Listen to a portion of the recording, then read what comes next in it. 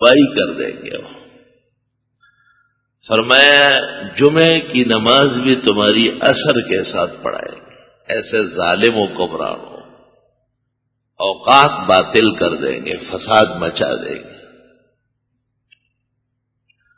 آپ نے صحابہ سے کہا کہ پھر اپنی نمازوں کا اور عبادت کا خیال رکھو، اور آپ نے فرمایا کہ ایک شخص آئے گا اور وہ لاٹھی کے ذریعے، قوت کے ذریعے لوگوں کو ہنکائے گا، اور آپ نے اس پر بڑی ناراضگی ظاہر فرمائی۔ ظاہر ہے دنیا ہے، قیامت تک رہے گی، اس میں اچھے اور برے سب آئیں گے۔ اللہ تعالیٰ نے وحی کے ذریعے پیغمبر معصوم صلی اللہ علیہ وسلم کو یہ سب اطلاعات فرمائی۔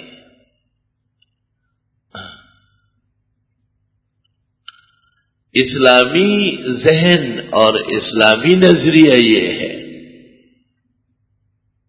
کہ مسلمانوں کا ایک بہترین شخص، مسلمانوں میں جو انتخاب اور چناؤ کی صلاحیت رکھتے ہیں، جنہیں ارباب حل و عقد کہتے ہیں، ان کے انتخاب اور چناؤ کے بعد ایک شخص کو حکمرانی کے لیے اور خلافت کے لیے چنا جاتا ہے، اور اس کی حیثیت ایک ذمہ دار خادم کی ہوتی ہے۔ اس کے لیے سلطنت کے قلمرو میں کچھ زیادہ آسائشیں نہیں ہوتی،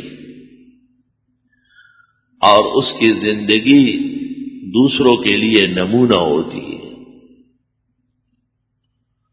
ہمارے رسول جناب نبی کریم صلی اللہ علیہ وسلم کو مدینہ منورہ کی زندگی میں اللہ تعالی نے مقام خلافت دینی اور ایمانی اقتدار کے ساتھ نصیب فرمایا ہے، اور 10 سال آپ نے جو نبوت اور رسالت کے آداب تنفیذ کروائے ہیں، حقیقت میں آپ کی شان و شوکت عبد خاص کی تھی، لیکن مقام اور مرتبہ اقتدار کا تھا۔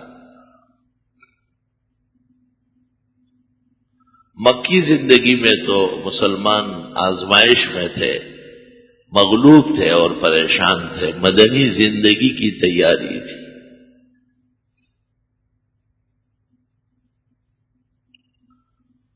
اسلام میں مسلمانوں کو پابند کرنے کے لیے چند چیزوں پر پابندی ہے۔ مثلا ایک مسلمان کبھی غلط شہوت کا شکار ہو سکتا ہے، تو ارشاد فرمایا ہے کہ بلوغ کے بعد سب سے بڑی نیکی اور اونچی خصلت نکاح شرعی، ایک نہیں دو، دو نہیں تین، تین نہیں چار، تاکہ وہ کبھی بھی گناہ کا مرتکب نہ ہو جائے۔ فَانكِحُوا مَا طَابَ لَكُمْ، خوب پسند کی اور محبت کی شادی کر لو۔ مِنَ النِّسَاءِ مَثْنَىٰ وَثُلَاثَ وَرُبَاعَ، 2 3 4۔ اسلام میں یہ خطرہ بھی ہے کہ ایک آدمی ناجائز مال کمائے،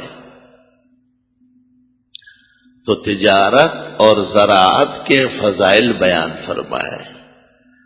التاجر الصادق الامین مع الانبیاء والصدیقین یوم القیامہ، وہ تاجر جو سچا ہو اور دیانتدار ہو، قیامت کے دن اس کا حشر انبیاء اور شہداء اور صدیقین کے ساتھ ہوگا۔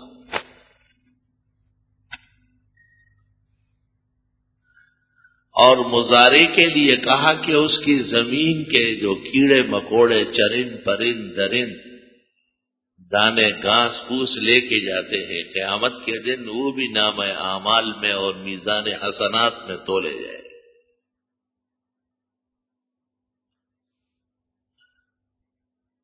تاکہ ہر شخص محنت مزدوری اخلاص سے کرے، اور جس نے کسی اور کا مال لیا ناحق، فرمایا لا يقبل اللہ له صرفا ولا عدلا، اللہ ایسے شخص کا نہ فرض قبول کرے گا نہ نفل، اس کی عبادات ہی مسترد ہے۔ جیسے ایک شخص سے آپ بہت ناراض ہو اور وہ کچھ بھی کرے تو آپ کہے کہ میرے سامنے نہ آئے، میرے گھر داخل نہ ہو، مجھ سے بات نہ کرے، اللہ اس سے اتنا ناراض ہے جو کسی کی دولت، کسی کا مال، کسی کا حق چھین لے۔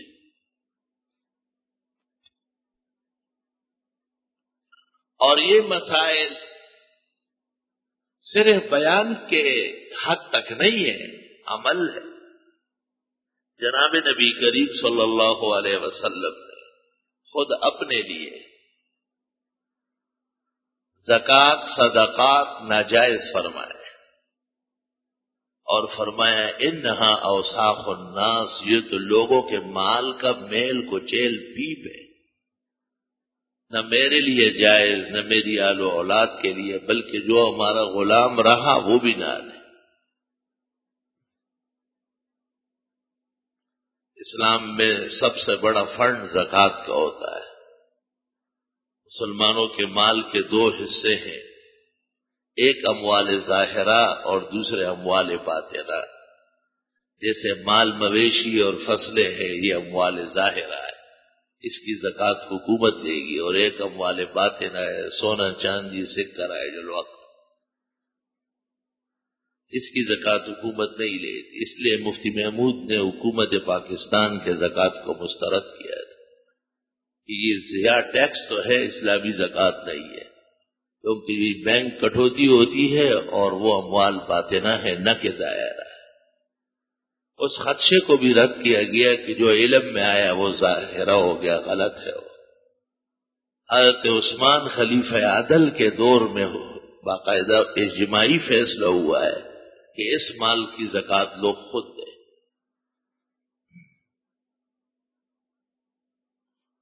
مال ظاہری ہو یا باطنی ہو، اس کی زکوٰۃ دینا ہر حال میں فرض ہے، کبھی حکومت لے اور کبھی خود دے، لیکن یہ زکوٰۃ نبی کے لیے اور الگ تحقیق نبی کے نواب اور خلفاء کے لیے، نبی کی آل و اولاد اور ان کے غلامان اور عبید کے لیے سخت ناجائز، تاکہ یہ تہور نہ آئے، یہ تہمت نہ بنے کہ معاذ اللہ مالی کوشش اپنے تمول کے لیے کی۔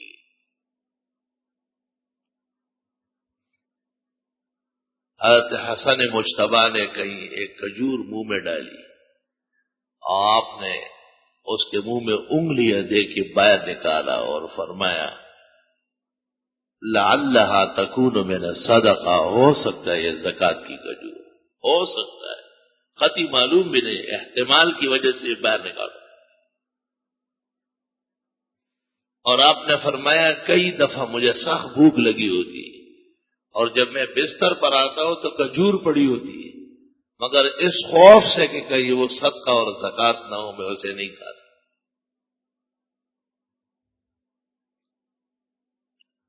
اللہ اکبر۔ اگر اس کی حیثیت تبدیل ہو جائے تو حضرت اسے استعمال کرتے تھے۔ مثلاً آپ گھر تشریف لائے اور آپ کی خدمت میں صرف روٹی رکھی گئی، سالن نہیں، تو آپ نے فرمایا ارا برمتن تفور، نظر تو آ رہی ہے ہانڈیاں پک رہی ہے، شوربہ سالن نظر آ رہا ہے، مجھے نہیں دیتے۔ بیویوں نے عرض کیا کہ حضرت یہ صدقے کا گوشت ہے جو ہماری کنیز بریرہ کو دیا گیا ہے اور وہ اپنے لیے پکا رہی ہے۔ آپ نے فرمایا لہا صدقہ ولنا ہدیہ، جب بریرہ کو دیا گیا تو صدقہ ادا ہو گیا، اب بریرہ خوشی سے ہمیں دے تو ہدیہ ہو جائے، حیثیت تبدیل ہو گئی۔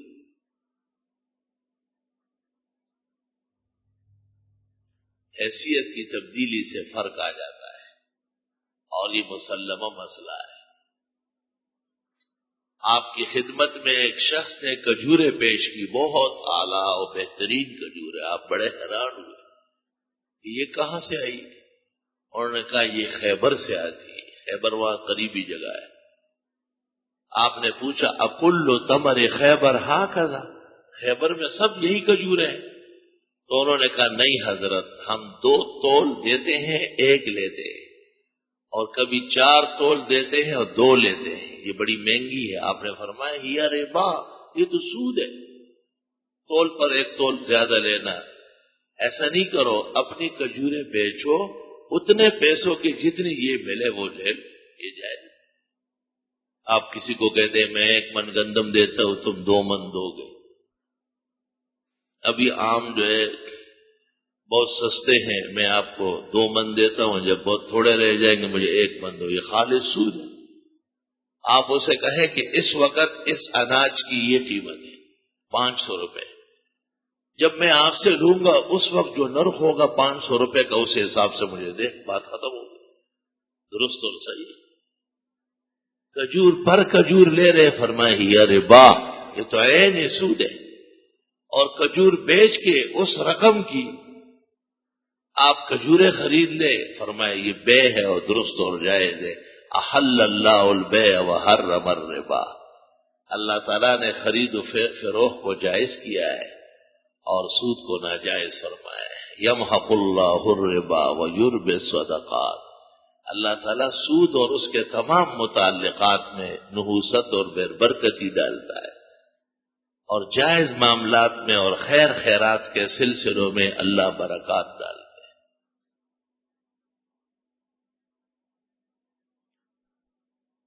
آپ کا ایک آزاد کردہ غلام تھا ابو رافع.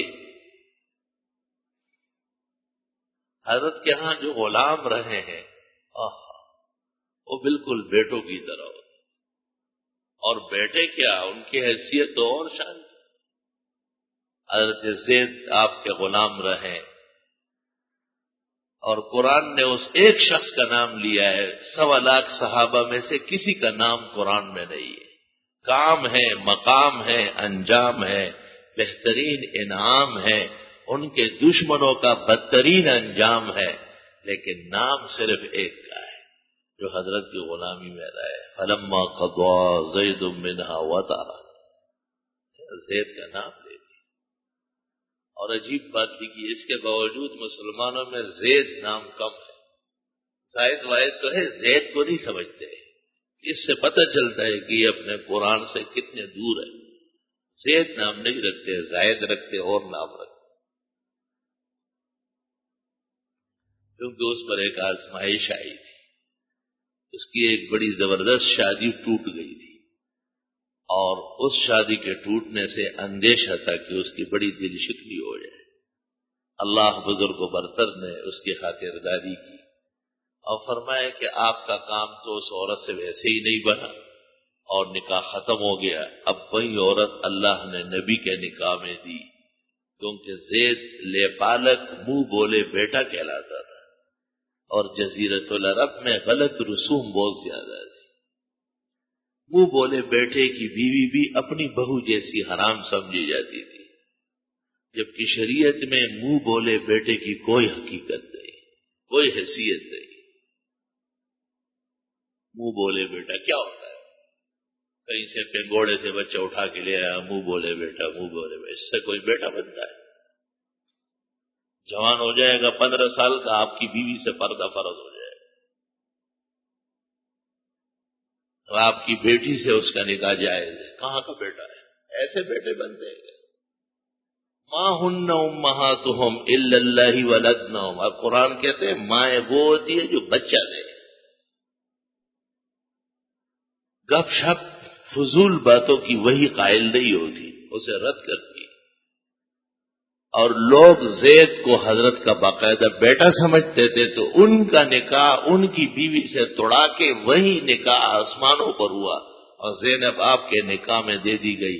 لِكَيْ لَا يَكُونَ عَلَى الْمُؤْمِنِينَ حَرَجٌ، تاکہ آئندہ مسلمانوں میں یہ گند رسم نہ رہے. لے پالک اور منہ بولے بیٹے کی حیثیت ختم.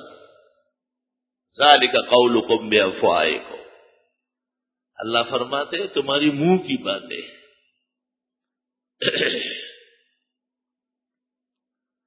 اب سوال یہ ہے کہ کیا کوئی بچہ پالنا اور جسے کہتے ہیں گود لینا ناجائز ہے؟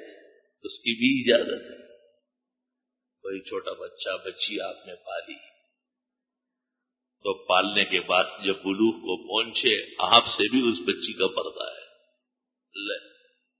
کہیں نکاح کرا دے، آپ اس کے باپ نہیں ہیں، اور فارم میں اگر اپنے باپ کی جگہ اپنا نام لکھا گیا تو اسی وجہ سے مغفرت و شفاعت رک جائے گی۔ اتنا بڑا خدا ہے۔ بخاری میں کہ آپ کو پتہ چلا کہ ایک شخص نے اپنے باپ کے علاوہ کسی اور کا نام لکھا ہے، آپ نے صحابہ سے کہا چلے جاؤ پکڑ کے آگ میں جلا دو، پھر واپس بلایا اور فرمایا قتل کر کے لے آؤ، آگ میں نہ جلانا، آگ میں جلانا صرف خدا کا کام۔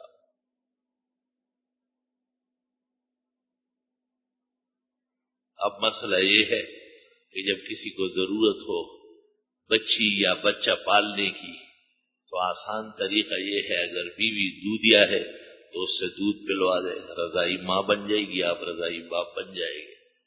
اگر خدا نخواستہ وہ بانجھ ہے یا اس کا دودھ نہیں ہے تو پھر اس کی بہن، اس کی بانجی، اس کی بھتیجی اس کا دودھ پلوائے۔ خاتون کی بانجی بھتیجی، آپ کی بانجی بھتیجی کا دودھ پیا ہوا وہ اس کے لیے جائز نہیں ہوگا، تاکہ وہ بچہ بڑا ہو جائے تو آپ کی گھر والی کا بھانجا ہوگا، بھانجے سے پردہ نہیں ہے، یا وہ بھائی، اس کے بھائی کا بیٹا بیوی کا دودھ پیے تو وہ بھتیجا بن جائے گا، بھتیجے سے بھی پردہ نہیں ہے۔ محرمہ وہ عزیز و اقارب جو ان کے محارم ہے، جن میں سے ان کو یا آپ کی گھر والی کو مرد سمجھا جائے تو آپس میں نکاح نہ ہو، ایسی کسی عورت کا دودھ اس بچے یا بچی کو پلاؤ تو حرمت رضاعت کی آ جائے گی، پردے اور دیگر جنجال دنیا میں ختم ہو جائے۔ استغفر اللہ استغفر اللہ۔ خود احادیث میں اس طرح واقعہ کا ذکر ہے۔ ایک خاتون نے آپ کی خدمت میں شکایت کی خاوند کی کہ خود ہی ایک بچہ پالا ہے، اب وہ جوان ہو گیا، میرے ساتھ بیٹھا رہتا ہے، یہ باہر سے آ کے دیکھ کے واپس چلا جاتا ہے، خفا ہو جاتا ہے کہ یہ میرے گھر کیوں بیٹھا؟ استغفر اللہ۔ مسائل میں دین کو پونجی کی طرح پکڑے رکھو، جب بھی کسی مسئلے کا آغاز ہو تو خبردار عالم سے رابطہ کرو، راسخ عالم سے جو دین کی بنیادوں سے واقف ہو، کچے اور خام ذہن سے بات نہ کرے۔ وہ آپ کو اخباری مسائل بتائیں گے، اخباری مسائل میں جان نہیں ہوگی۔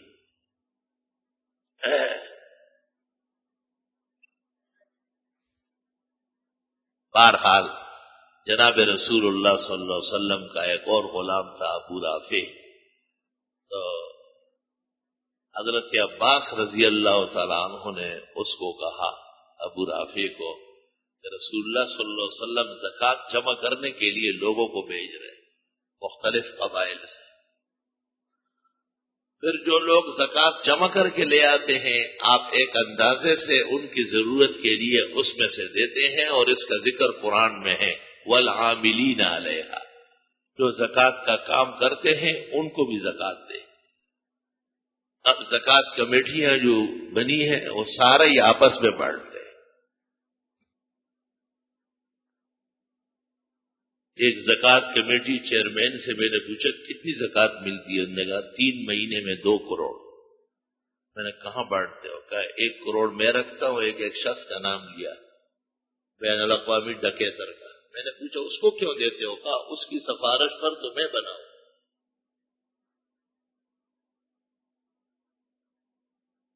استغفر اللہ۔ کہتے گاڑی گر گئی ہے، ٹرین لڑ رہا ہے، مسلمان مر رہے ہیں، تو یہ تو بڑے سانحہ ہیں، اور جتنی بھی مسلمان کو اس پر دکھ ہو اللہ اجر و صبر دے گا، لیکن سوال یہ ہے کہ سانحہ تو یہ بھی ہے جو اسلامی تعلیمات کو روندا جا رہا ہے۔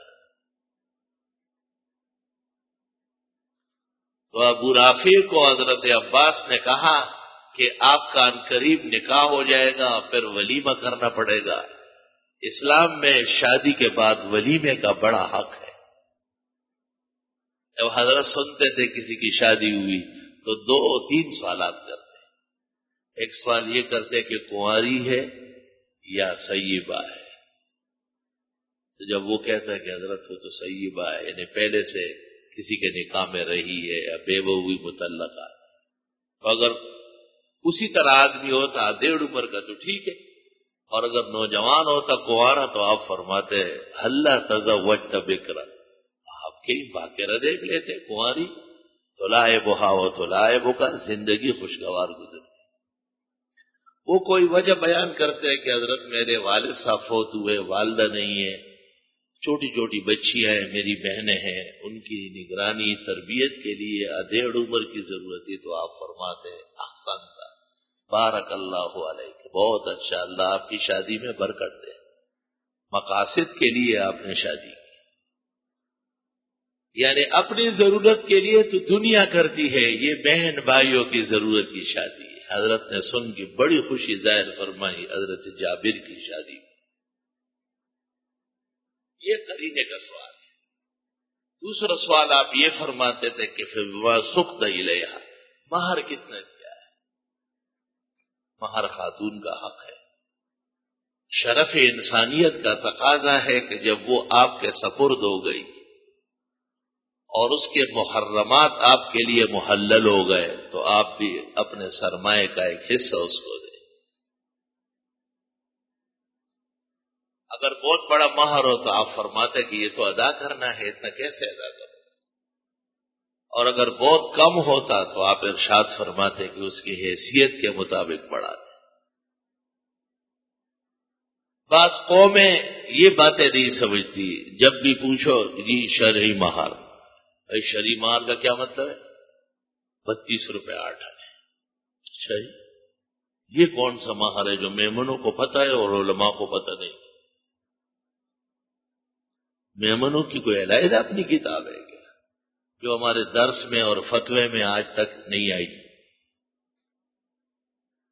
یہ بزرگوں سے یہ سنا ہے، شہری بزرگ کب تھے؟ علی مہیمنی میمنوں کے بڑے عالم گزرے ہیں، علی مہیمنی بمباوی، اس کی 2 جلدوں میں تفسیر ہے۔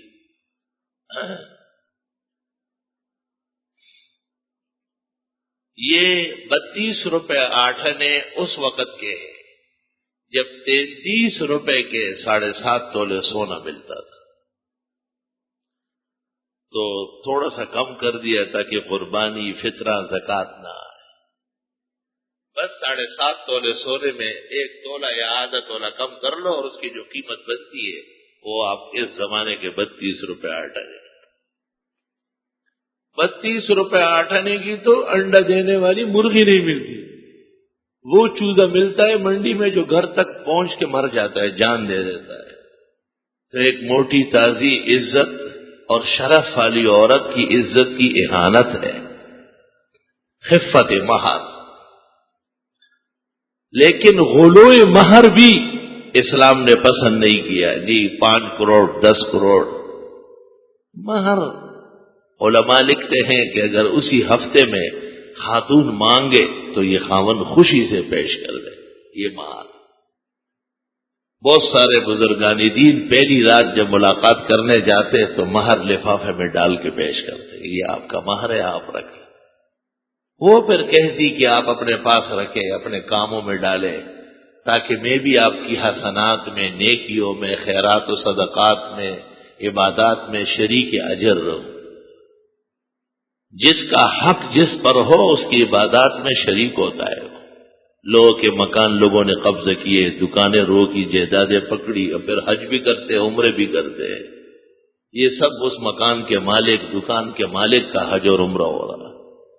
یہ مزدور خالی نعرے لگاتا ہے اور بلاد عرب آنے جانے کی مصیبتیں پیٹتا ہے اور کچھ اس کو حاصل نہیں۔ پہلے معاملہ صاف کرو،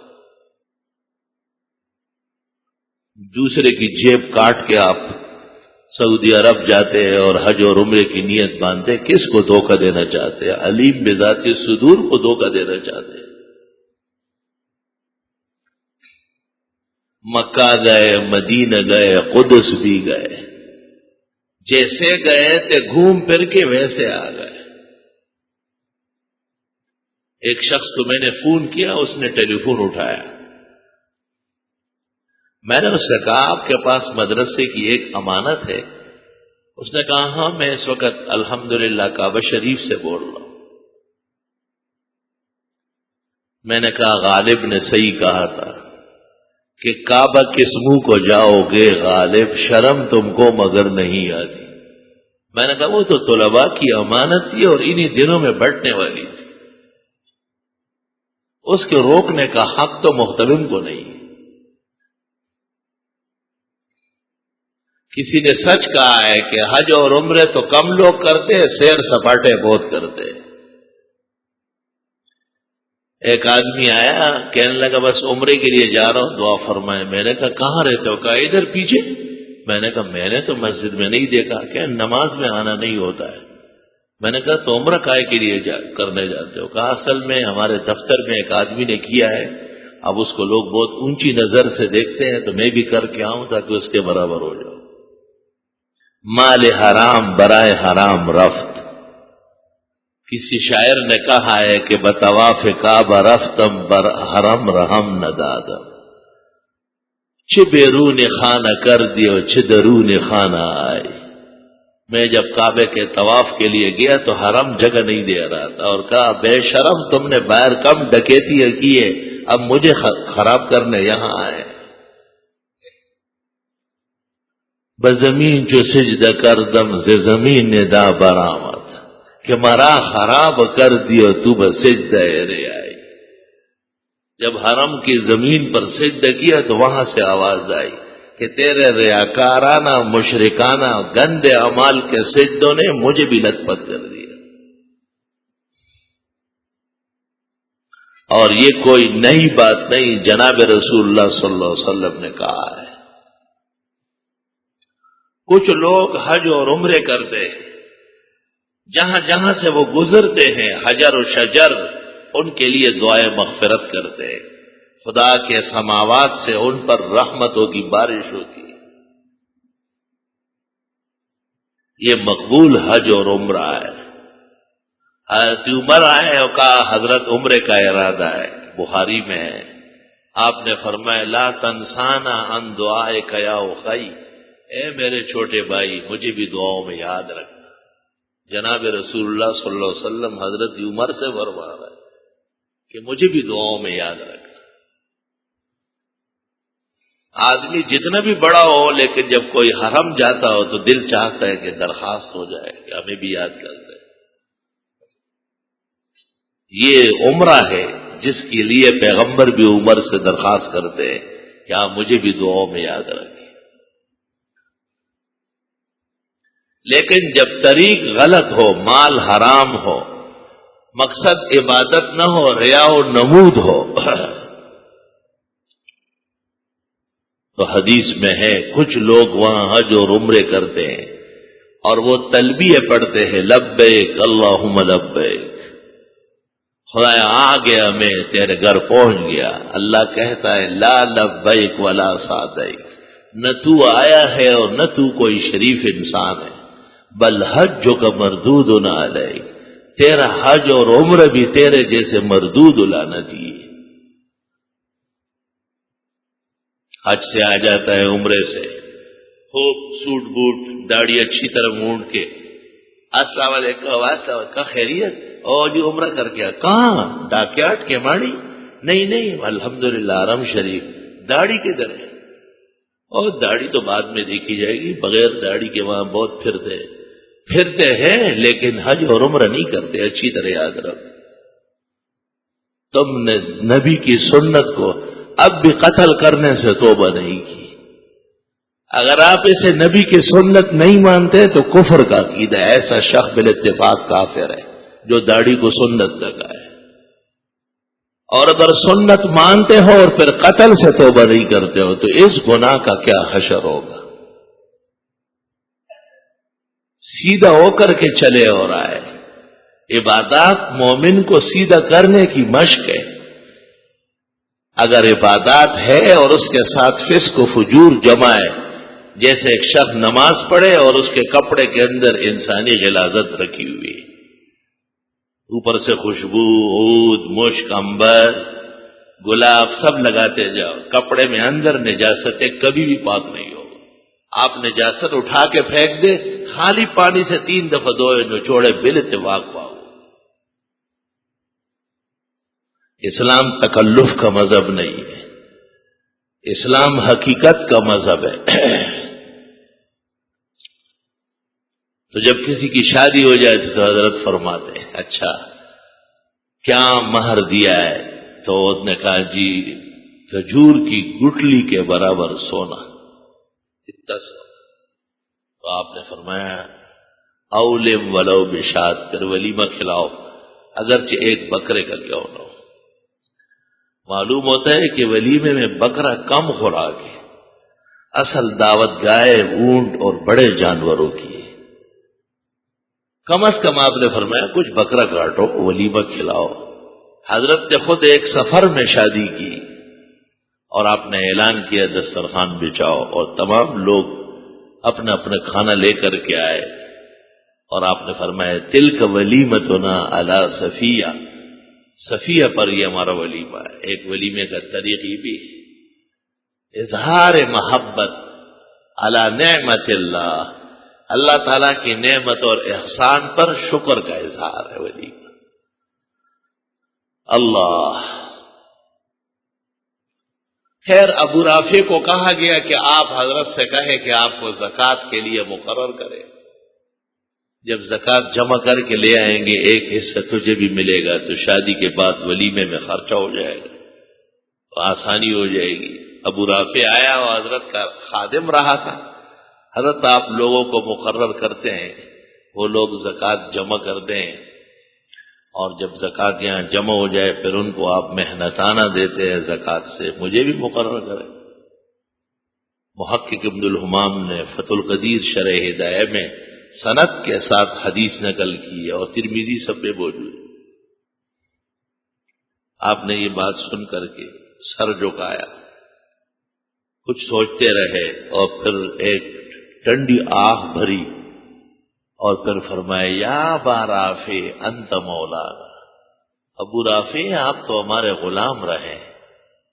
ومولا القوم من انفسهم، اور غلام بھی قوم کے حکم میں ہوتا ہے.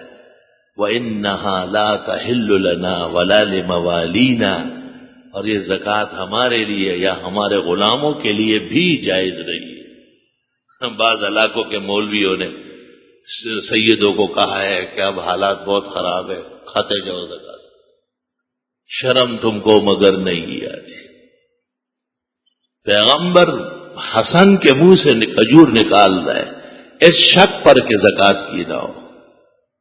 اور ابو رافع کو سخت ضرورت ہے، لیکن حضرت فرماتے ہیں کہ آپ کے لیے زکوٰۃ بدل محنت بھی جائز نہیں ہے. اور انہوں نے یار لوگوں نے بڑے دڑیلے سے فتوی لکھا ہے القول المحتم فی جواز الزکوٰۃ الی بنی ہاشم. یہ قول المحتم پیغمبر صلی اللہ علیہ وسلم کی بغاوت پر مہر ہے کہ یہ نبی کا باغی ہے، سرکش ہے. میں نے اس کا رد لکھا ہے احسن القربات فی عدم جواز الزکوٰۃ الی السادات. نستغفرک اللہم ونسألک السلام والعافیہ. ان مسائل میں بنیاد یہ ہے کہ شریعت چاہتی ہے کہ خلیفہ مقرر ہو.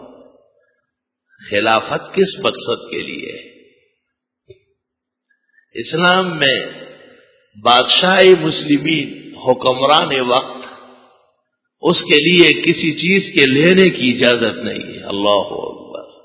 اس لیے حضرت عمر کہتے تھے کہ خواہ ابو بکر نے مسلمانوں کی بھلائی کے لیے مجبور کیا.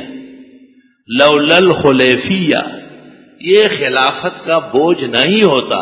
لازنت بالناس، اذان دیتا مسجد میں اتنا ہی ثواب مؤذن کو ملتا ہے. بس نماز ہو گئی، مؤذن صاحب فارغ ہے. اور ہمارے مؤذن صاحب کو تو پہلے ہی سے فراغت ہوتی ہے، اس کو پتہ نہیں ہے گھڑی ٹائم پر ہے، بے ٹائم ہے، ٹیوب لائٹ نہیں، ضرورت نہیں ہے. دوسرے منزل تیسرے منزل میں آواز گئی نہیں گئی، وہ بادشاہ ہے بہت پہلے سے. یہ میری ذمہ داری ہے، تقریر بھی کروں گا، درس بھی دوں گا، اس کی خبر بھی رکھوں گا. کاش کے لوگوں میں احساس منصب ہوتا. حضرت عمر کہتے ہیں خلافت نہ ہوتی تو بس یہی ثواب مؤذن کو اذان سے ملتا ہے، بشرطے کہ قائد کرینے کی اذان.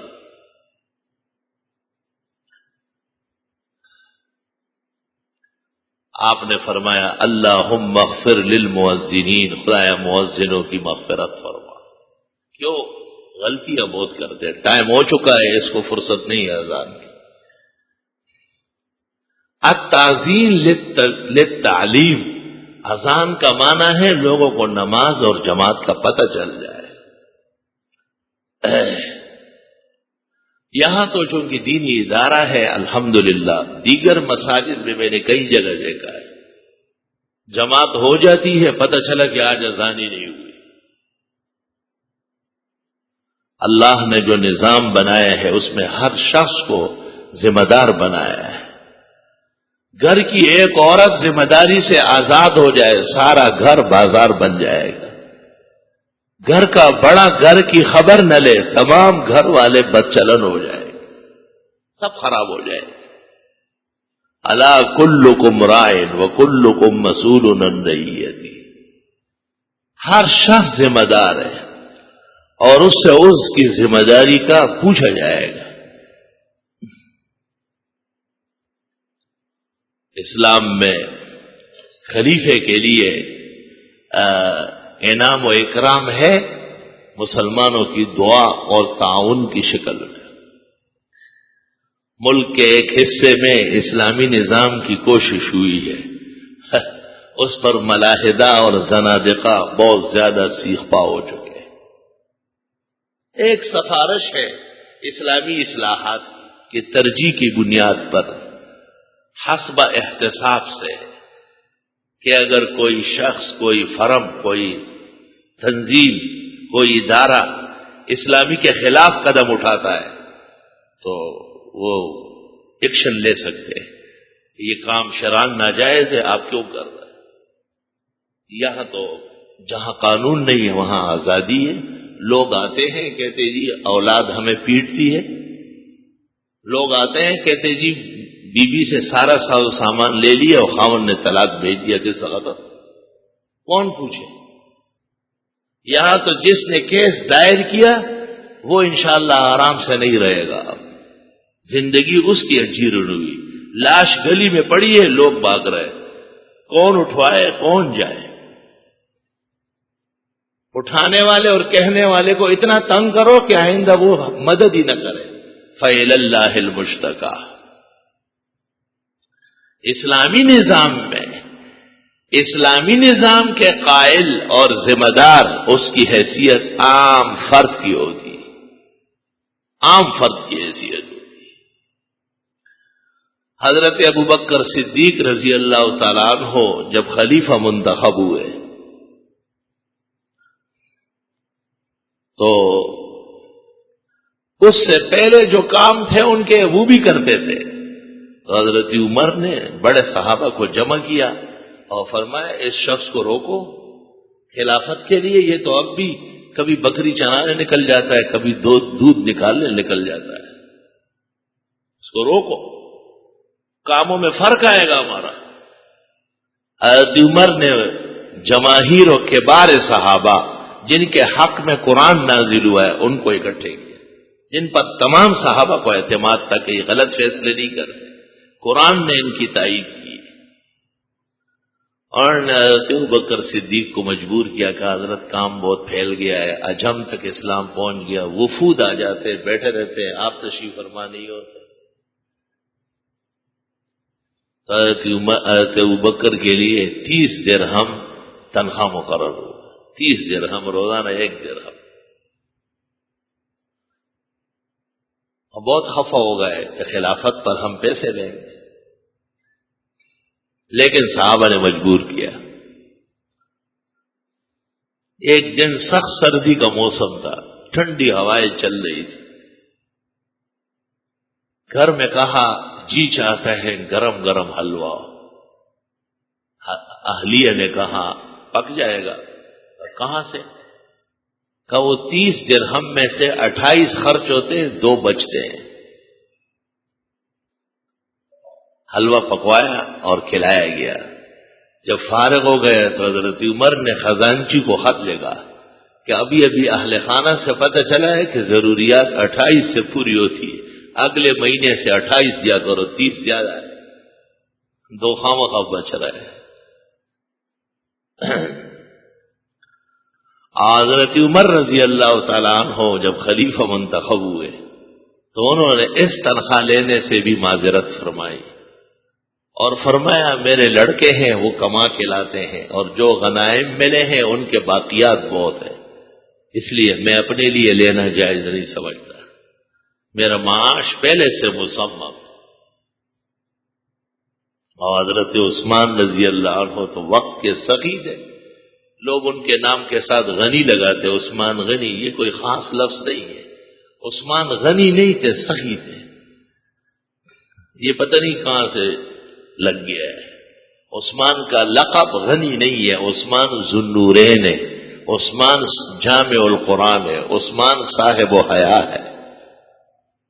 غنی کا لفظ کم از کم اہل علم نہ کہا کرے، ان کے منہ سے اچھا نہیں لگتا. وہ غنی نہیں تھے، وہ سخی تھے.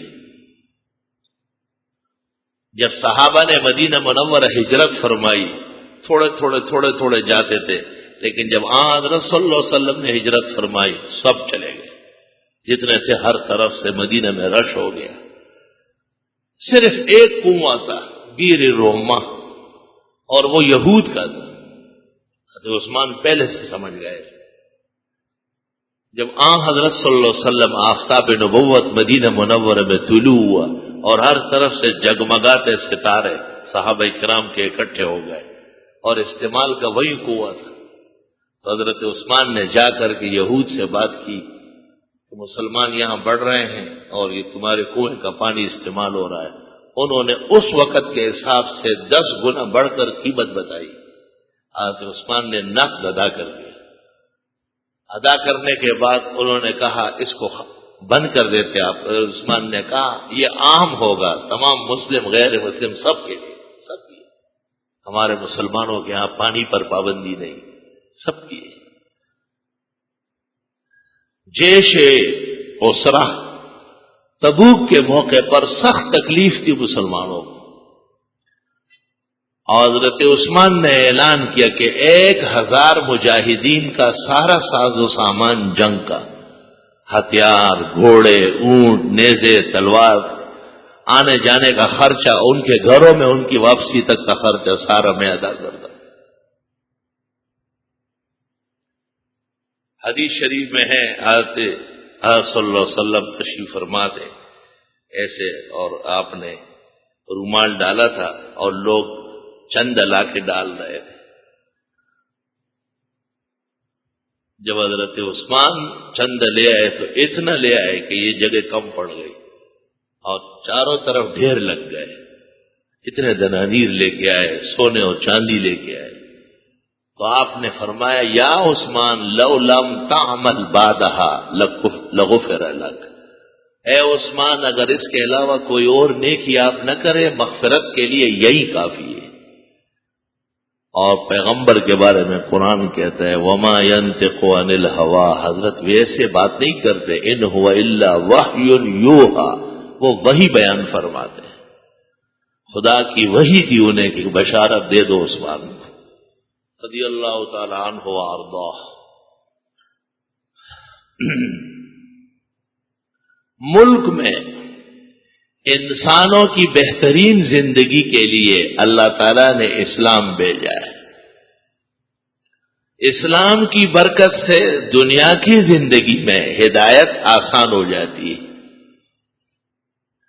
اور نتیجے کے طور پر آخرت کی مغفرت یقینی ہو جاتی ہے. اس نظام ہدایت اور نظام مغفرت کو صحیح طرح چلانے کے لیے خلافت کی ضرورت ہوتی ہے. خلافت کا معنی ہے اسلامی نظام، اسلام کے طرز پر اللہ کے بندوں پر نافذ کرنا۔ الذین مکناہم فی الارض، وہ لوگ جن کو ہم زور دے زمین میں، اقاموا الصلاۃ وآتوا الزکاۃ، وہ نماز پڑھے اور پڑھوائے، زکوٰۃ دے اور دلوائے، وَأَمَرُوا بِالْمَعْرُوفِ وَنَهَوْا عَنِ الْمُنكَرِ، خیر اور دین کے کاموں کا کہے اور برے کاموں سے اور غلط کاموں سے روکنے کے اقدامات کرے۔ وَلِلَّهِ عَاقِبَةُ الْأُمُورِ، تمام کاموں کا نتیجہ اللہ کے اختیار میں ہے۔ سبحان اللہ۔ قرآن پاک مسلمان حکمران کی ذمہ داری بیان کر رہا ہے۔ وعد اللہ الذین آمنوا منکم وعملوا الصالحات،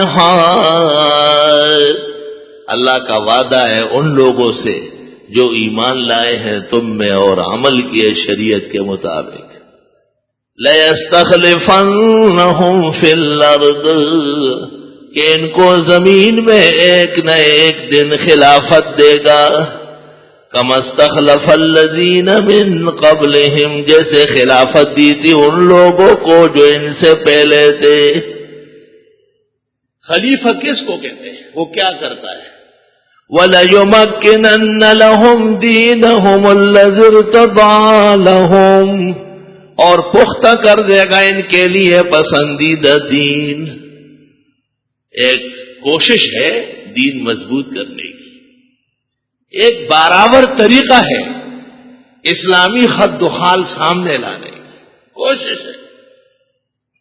اللہ فرماتا ہے یہ واقعی حقدار ہے حکومت کے، کیونکہ یہ اس کوشش میں ہے کہ دین مضبوط ہو جائے۔ اللہ ان کی کوشش قبول کر کے ان کا پسندیدہ دین مضبوط ہو جائے۔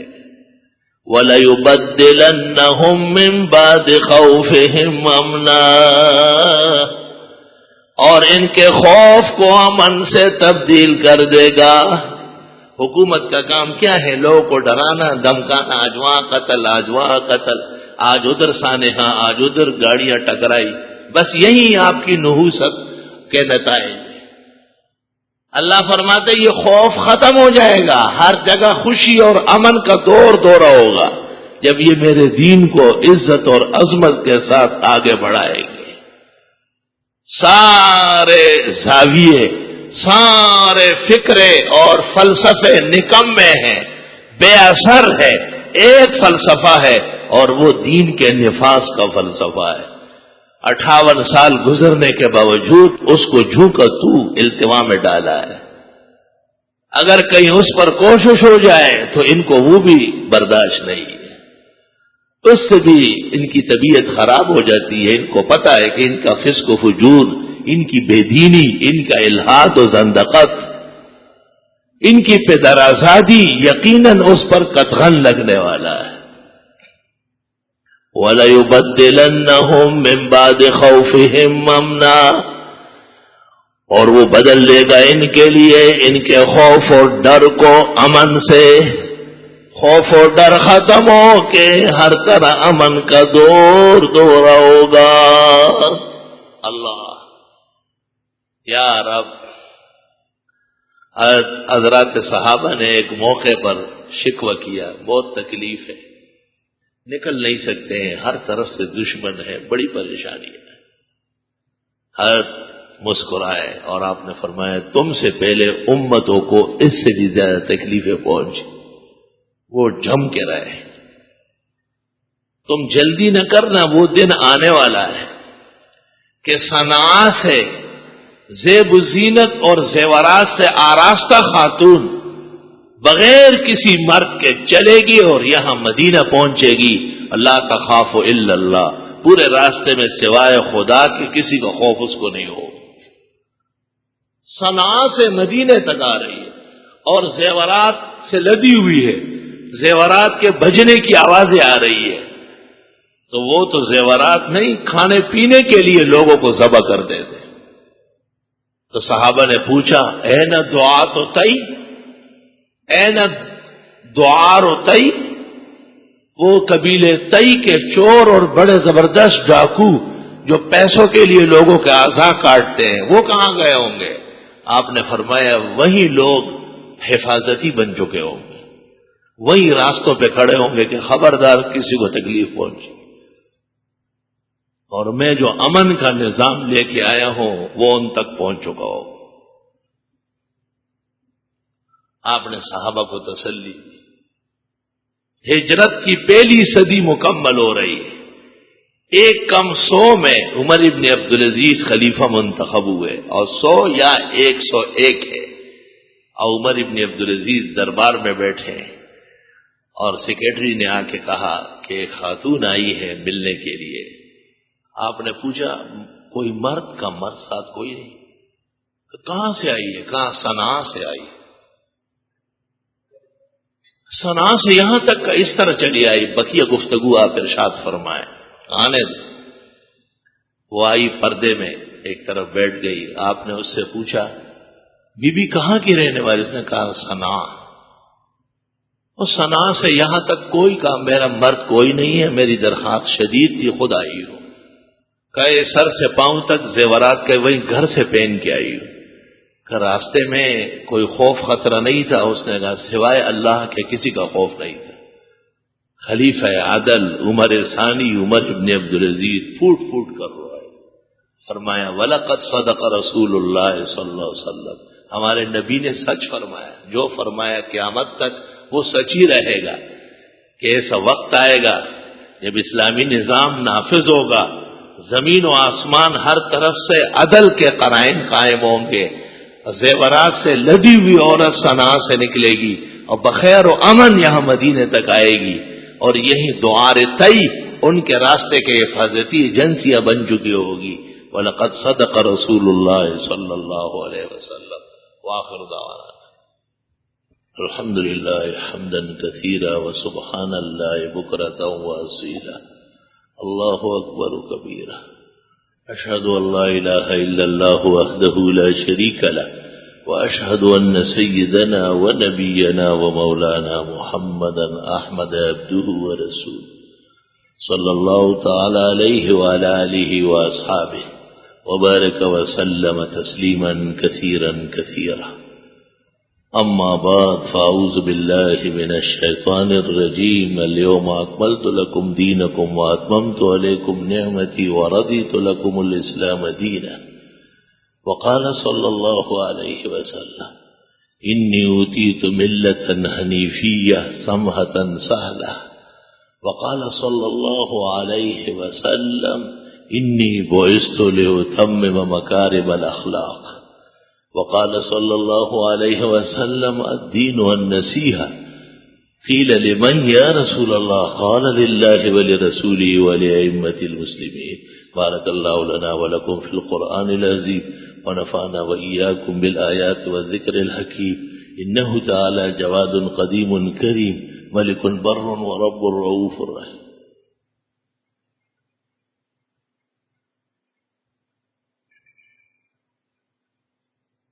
الحمد للہ جل وعلا، وصلی اللہ وسلم علی رسولہ المصطفى ونبیہ المجتبى وامینہ علی وحی السماء وعلى آلہ النجبى واصحابہ الاتقیاء افضل الخلائق بعد الانبیاء ومن بهدیہم اقتدى وبآثارہم اقتفى من المفسرین والمحدثین والفقهاء الى یوم الجزاء۔ قال النبی صلی اللہ علیہ وسلم ابو بکر فی الجنہ، عمر فی الجنہ، عثمان فی الجنہ، علی فی الجنہ، عبد الرحمن بن عوف فی الجنہ، ابو عبیدۃ بن الجراح فی الجنہ، زبیر بن العوام فی الجنہ، طلحۃ بن عبید اللہ فی الجنہ، سعد بن ابی وقاص فی الجنہ، سعید بن زید فی الجنہ۔ وقال صلی اللہ علیہ وسلم خیر نساء بنی اسرائیل مریم وخیر نساء هذه الامة خدیجہ۔ وقال صلی اللہ علیہ وسلم فضل عائشہ علی النساء كفد الثريد على سائر الطعام. وقال لبنته فاطمة سيدة نساء أهل الجنة. وقال صلى الله عليه وسلم لا تسبوا أصحابي فإن أحدكم لو أنفق مثل أحد ذهبا ما بلغ مد أحدهم ولا نصيفه. إن الله يأمر بالعدل والإحسان وإيتاء ذي القربى وينهى عن الفحشاء والمنكر والبغي يعظكم لعلكم تذكرون. لا إله إلا الله.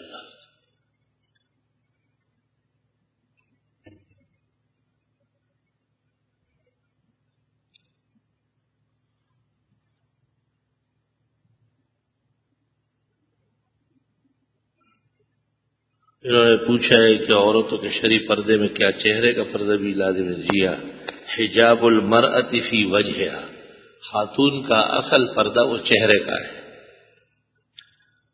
کیا بادشاہ عالمگیر کی بیوی نور جہان شیعہ جی نہیں ہو؟ اس کی بیوی نہیں ہے، وہ تو جہانگیر کی بیوی ہے اور عالمگیر کی دادی ہے. ہاں کہیں کا کہیں لگاتے ہیں. ہاں تھی وہ اسی طرح. فتاوی عالمگیری سے بڑی بھی کوئی فتاوا ہے؟ ویسے سند کے اعتبار سے تو وہ بڑی ہے کیونکہ 500 فقہا اس میں جمع ہے، لیکن جامعیت میں رد المختار فتاوی شام جسے کہتے ہیں وہ در مختار کا حاشیہ ہے، لیکن اللہ نے اس کو قبولیت دی ہے. فتاوی عالمگیری کل کتنے علماء نے مل کے 500. فتاوی عالمگیری میں کتنے مسئلوں پر فتوے موجود ہیں؟ 6 لاکھ جزیات موجود ہے، اکثر پہ فتاوا ہے. میری عمر 34 برس ہے. 1 سال قبل میری شادی ہوئی. شادی سے قبل ہی میرے سسر کے بال سفید ہونے، میرے سر کے بال سفید ہونے شروع ہو گئے، جس کی وجہ سے میں بالوں میں کالا کولا لگاتا تھا، اور اب شادی کے بعد بھی سفید بالوں کو چھپانے کے لیے کالا رنگ لگاتا ہوں. میری بیوی عمر مجھ سے چھوٹی ہے، کیا مجھے بالوں کو کالا کرنا جائز ہے؟ آپ کے لیے بال کالے کرنا جائز نہیں، واجب ہے. خیال رکھو، لیکن صرف بالوں سے کام نہیں چلے گا، اور بھی قوت پیدا کرو، اور بھی کچھ بادام پستے اور چوارے اور انڈے ونڈے شہد کھایا کرو. سفید بالوں سے اتنے ڈر گئے آپ؟ سفید بالوں والے تو بہت توانا ہوتے ہیں. اچھی بات بھی. ابراہیم علیہ السلام کے بال سفید ہوئے. اللہ تعالیٰ سے پوچھا ما ھذا یا ربی، کیا ہے؟ کا فضلی، یہ میرا فضل ہے. کا ضد ہو اور بڑا. عید الفطر کے بعد کے 6 شوال کے روزے، صحیح بات یہ ہے کہ حنفی فقہ میں شوال کے 6 روزے مکروہ اور ناجائز ہے، نہیں رکھنا چاہیے. کیا کالا جادو کسی عمل کے ذریعے باندھ دینا درست ہے؟ کالا جادو ہے، سفید جادو جادو ہی ہے، اس سے جان چھڑانا ضروری ہے. اسلام کی روح سے ناجائز کام ہے جادو اور ٹوٹکے. ایک شخص استخارہ کرنا چاہتے، پہلے 2 رکعت نفل پڑھ لی، اب استخارے کی دعا کو دیکھ کر پڑھ سکتے؟ جی ہاں. خیر کا اشارہ ملنے کے باوجود اگر وہاں رشتہ نہ کرے جس کے لیے استخارہ کی، اس پر عمل نہ کرے، اس صورت میں کوئی گناہ تو نہیں ہوگا. جب دل مائل ہے ایک طرف اور اس کے خلاف کر لیا، عموماً نقصان ہو جاتا ہے. شرعاً گناہ نہیں ہے، استخارے پر عمل ضروری نہیں ہے. بعض رات مسجد میں دونوں پیر اٹھا کر دونوں ہاتھوں سے ہلکا باندھ کر بیٹھتے ہیں. فجر کی جماعت سے پہلے، سنتوں کے بعد اس طرح بیٹھنا سنت ہے اور اوقات میں نہیں. عقیقے کا گوشت گھر والے کھا سکتے ہیں، وہ صدقہ نہیں ہے، شکریہ ہے.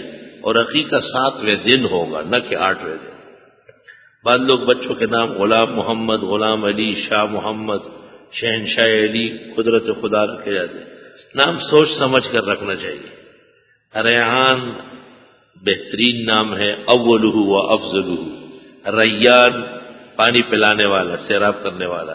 ریحان، ان میں سے کون سا نام رکھنا بہتر ہے؟ ریحان اور پھر ریحان، یہ دونوں بہتر ہیں.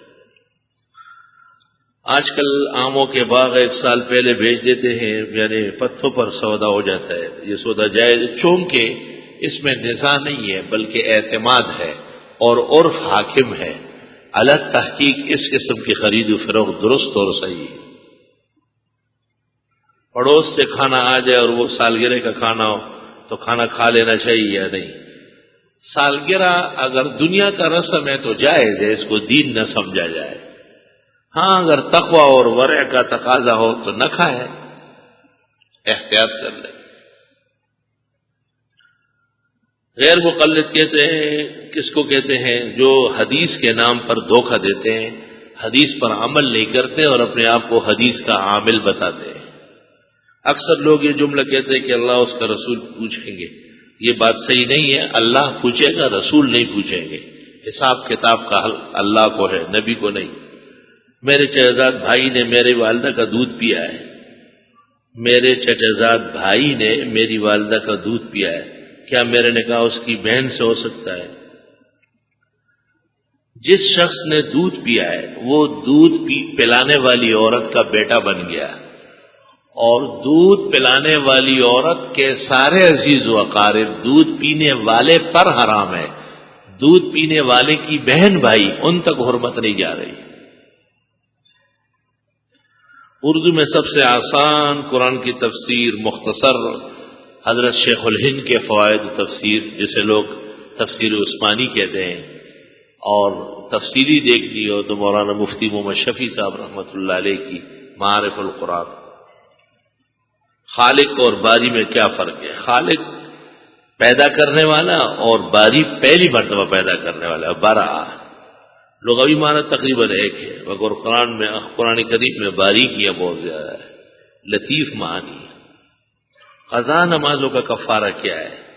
ایک نماز بما وتر کے کل یومیہ 6 نمازیں، اتنا کفارہ اور فدیہ ہے جتنا ایک فطرانہ دیا جاتا ہے. حدیث مبارک کا مفہوم ہے کہ شقی اور سعید لکھا جا چکا ہے، تو پھر میں شقی یا سعید کا تو اپنا کوئی کمال نہیں، یہ تو لکھا جا چکا ہے. جو شقی لکھے گئے ہیں ان کے لیے شقاوت کے اعمال آسان ہیں، اور جو سعید لکھے گئے ہیں ان کے لیے سعادت کے. تو آپ سعادت کے اعمال کر لیں، اللہ انجام بالخیر کر دے. سورۃ النازعات میں جو 4 فرشتوں کی قسم، بس صرف 4 فرشتے نہیں اور بہت ہیں، وہ ما یعلم جنود ربک ہے، وہاں پر صرف ان کی ضرورت تھی. زړه غټ ګناګار او استاد ملاقات د پاره ډېر لري ځای نه راځم چې کله رانشم نو هغه ورځ ماته داسې معلومیږي لکه څنګه چې عام ورځ وي. زه ستاسو لپاره دعا کوم الله دې تاسو ته معاذ بن جبل په شان مرتبه درکړي، زما لپاره هم دعا راخه ایسا درجہ بلند ہے. جنابت کی حالت میں بندہ مسنون دعاؤں کا اہتمام کر سکتے ہیں. حالت جنابت میں دعا اور ذکر جائز ہے، تلاوت ناجائز ہے. کھال والی مرغی کا کیا حکم ہے؟ کیا مطلب ہے؟ مرغی تو ہوتی کھال والی، کیا بغیر کھال کی مرغی؟ یوں کہو کہ کھال سمیت مرغی کھانا کھلانا مشقت ہے، لذیذ ہوتی. تجھے جمعے میں مرغیوں کا خیال آ گیا. غیر مقلدوں کے گھر سے کھانا کیوں منع کرتے ہیں؟ اس لیے کہ وہ دشمنان خدا و رسول ہیں. سونار جو کہ زیورات بناتے ہیں، یہ پیشہ جائز ہے یا نہیں؟ جائز ہے. دھوکہ دہی نہ کرے، سونے میں کوٹ نہ ملائے، جھوٹ نہ بولے. نفس تجارت جائز ہے. قرآن مجید میں جو سجود تلاوت کی آیت مذکور ہے، کیا ان کے بارے میں کوئی خاص شأن نزول ہے؟ مختلف مقامات پر مختلف چیزیں موجود ہیں. آپ اس کے لیے دورہ تفسیر میں داخلہ لیں، 1.5 مہینے میں معلوم ہو جائے گا آپ کو. بعض معزز علماء کی رائے میں البرکہ بینک میں کوئی سود ہی نہیں ہے. وہ معزز علماء تو ہے لیکن سود کے اعلی کار ہے. وہ البرکہ اور الفلاح دونوں سودی برانچ ہیں. علماء نے بالاتفاق ان کو مسترد کیا ہے، سوائے 2-4 آدمی ہو گئے. ایک رسالہ اخبار جہاں میں اسام الدین شریفی سے کسی نے سوال کیا کہ موسیقی سننا جائے تو انہوں نے جواب دیا کہ بے حیائی سے پاک موسیقی سنی جا سکتی ہے. یہ جواب صحیح نہیں ہے. مولانا شریف اسام الدین شریفی ہمارے دوست ہیں، ان کا بیٹا ہمارے ہاں مدرس ہے وہاں احسن الدراسات میں. اس کو کہہ دیں گے کہ اپنے ابا کو سمجھائے کہ غلط جوابات نہ دے. گزارش ہے کہ البرکہ ٹھیک نہیں ہے. مجھ سے سودی بینکوں کا مجھ سے نہ پوچھا کرے زیادہ. بس ایک دفعہ بتا دیا کہ ہم ان میں سے کسی بینک کو بھی صحیح نہیں سمجھتے، بشمول صوبہ سرحد والے بینک سب غلط، ناجائز اور خالص سودی کاروبار ہے۔ لڑکی اور لڑکے میں حرمت مساہرہ ثابت ہوئی، پھر لڑکی کا علیحدہ جگہ اور لڑکے کا علیحدہ جگہ نکاح ہوا، ان نکاحوں سے ہر ایک کی اولاد ہوئی، ان دونوں کی اولادوں کا آپس میں دارالفتہ لکھ دو۔ حضرت بنوری کی سوانح بھی شائع ہو چکی ہے، بہت سوانح حضرت کی، ابھی حال ہی میں مولانا عبدالقیوم حقانی نے جمالی یوسف لکھی ہے، بہت اچھی ہے، ہمارے الاحسن میں اس پر تبصرہ آ رہا ہے۔ ہاشمی عورت کا نکاح غیر ہاشمی سے درست اور صحیح ہے۔ موبائل فون میں قلب آزاد والی گھنٹی لگانا درست ہے، بشرطے کہ لوگوں کو اذیت نہ پہنچے۔ کسی نبی یا ولی اگر کوئی شخص خواب میں بغیر داڑھی کے دیکھے تو دیکھنے والے کے اعمال کی کمزوری ہے۔ خواب میں دیکھنے والا اکثر اپنا عمل دیکھتا ہے۔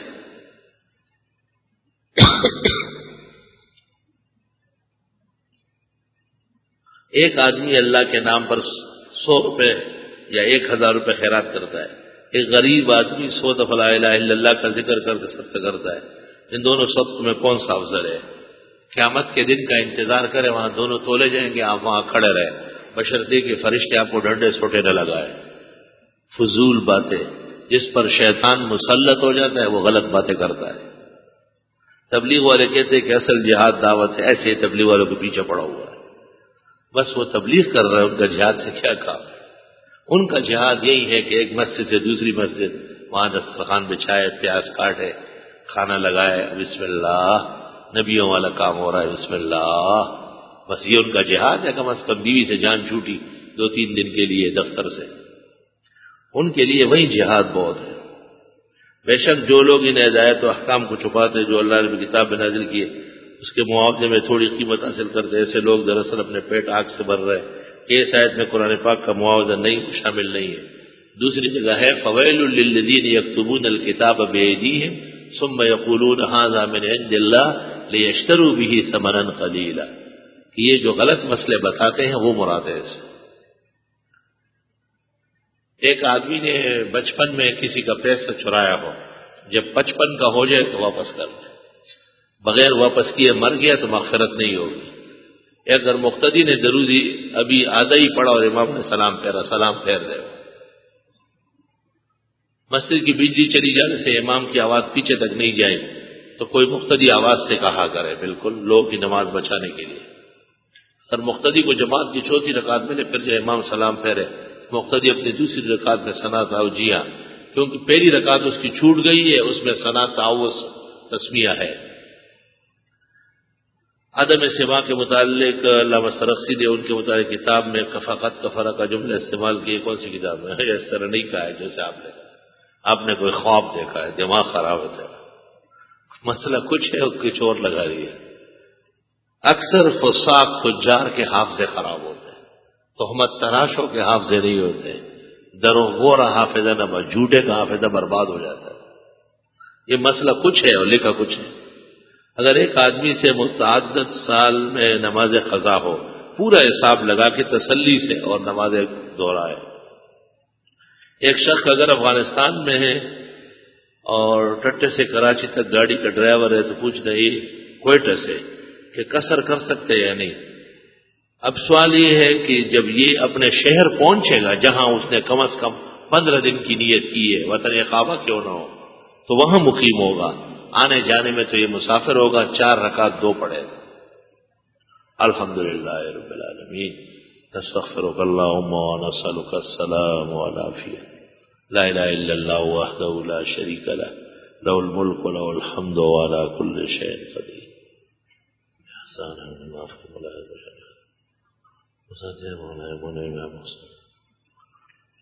صلی اللہ تعالی